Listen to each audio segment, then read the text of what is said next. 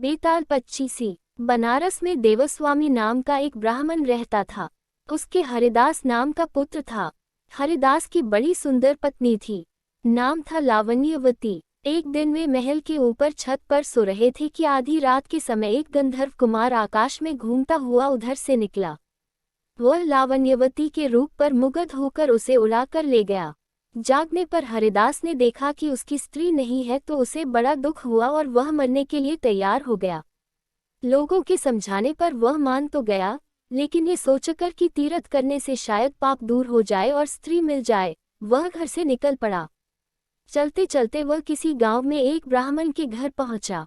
उसे भूखा देख ब्राह्मणी ने उसे कटोरा भरकर खीर दे दी और तालाब के किनारे बैठकर खाने को कहा। हरिदास खीर लेकर एक पेड़ के नीचे आया और कटोरा वहां रखकर तालाब में हाथ मुंह धोने गया। इसी बीच एक बाज किसी सांप को लेकर उसी पेड़ पर आ बैठा और जब वह उसे खाने लगा तो सांप के मुंह से जहर टपककर कटोरे में गिर गया।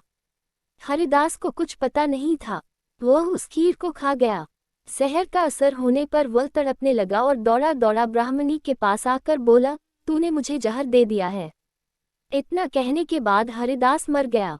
पति ने ये देखा तो ब्राह्मणी को ब्रह्मघातिनी कहकर घर से निकाल दिया। इतना कहकर बेताल बोला, राजन, बताओ कि सांप, बाज और ब्राह्मणी इन तीनों में अपराधी कौन है? राजा ने कहा, कोई नहीं। सांप तो इसलिए नहीं क्योंकि वह शत्रु के वश में था। बाज इसलिए नहीं कि वह भूखा था, जो उसे मिल गया उसी को वह खाने लगा।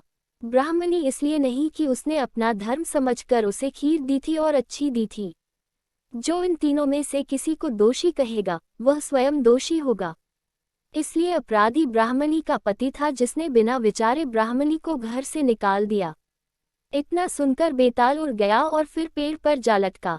राजा विक्रम फिर वापस गया और बेताल को उतार के अपने कंधे पे डालकर चल पड़ा। रास्ते में बेताल ने चलते चलते नई कहानी सुनाई। अयोध्या नगरी में वीरकेतु नाम का राजा राज करता था। उसके राज्य में रत्नदत्त नाम का एक साहूकार था, जिसके रत्नवती नाम की एक लड़की थी।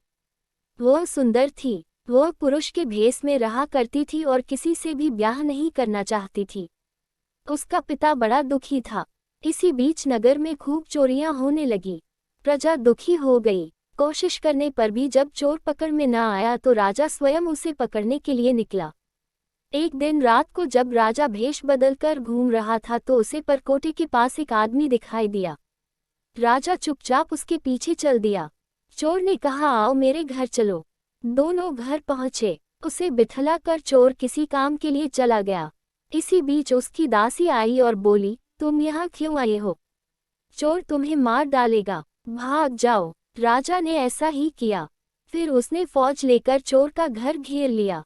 जब चोर ने ये देखा तो वह लड़ने के लिए तैयार हो गया। दोनों में खूब लड़ाई हुई। अंत में चोर हार गया। राजा उसे पकड़कर राजधानी में लाया और से सूली पर लटकाने का हुक्म दे दिया। संयोग से रत्नवती ने उसे देखा तो वह उस पर मोहित हो गई। पिता से बोली, मैं इसके साथ ब्याह करूंगी, नहीं तो मर जाऊंगी। पर राजा ने उसकी बात न मानी और चोर सूली पर लटका दिया। सूली पर लटकने से पहले चोर पहले तो बहुत रोया, फिर खूब हंसा। रत्नवती वहां पहुंच गई और चोर के सिर को लेकर सती होने को चिता में बैठ गई। उसी समय देवी ने आकाशवाणी की, मैं तेरी पतिभक्ति से प्रसन्न हूँ, जो चाहे सो मान। रत्नवती ने कहा, मेरे पिता के कोई पुत्र नहीं है, सो वर दीजिए कि उनसे 100 पुत्र हों। देवी प्रकट होकर बोली, यही होगा, और कुछ मांगो। वह बोली, मेरे पति जीवित हो जाएं। देवी ने उसे जीवित कर दिया। दोनों का विवाह हो गया। राजा को जब यह मालूम हुआ तो उन्होंने चोर को अपना सेनापति बना लिया। इतनी कहानी सुनाकर बेताल ने पूछा, हे राजन, ये बताओ कि सूली पर लटकने से पहले चोर जोर जोर से रोया क्यों और फिर हंसते हंसते मर क्यों गया? राजा विक्रम बोला, रोया तो इसलिए कि वह राजा रत्नदत्त का कुछ भी भला न कर सकेगा। हंसा इसलिए कि रत्नवती बड़े बड़े राजाओं और धनिकों को छोड़कर उस पर मुग्ध होकर मरने को तैयार हो गई। स्त्री के मन की गति को कोई नहीं समझ सकता। इतना सुनकर बेताल जोर से हंसा और गायब हो गया और पेड़ पर जा लटका। राजा फिर वापस गया और बेताल को लेकर चल पड़ा तो रास्ते में बेताल ने एक और कहानी सुनाई। शेष अगले भाग में।